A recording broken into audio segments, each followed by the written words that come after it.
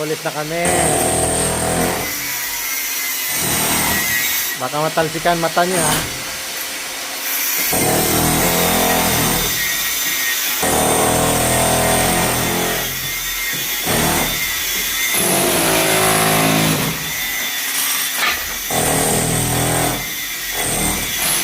Yun, no?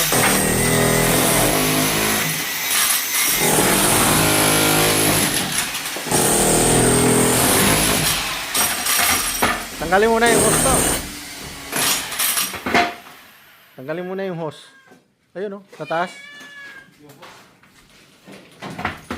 Mamahulugan ka. Oh, maliwanag na. Ayan na.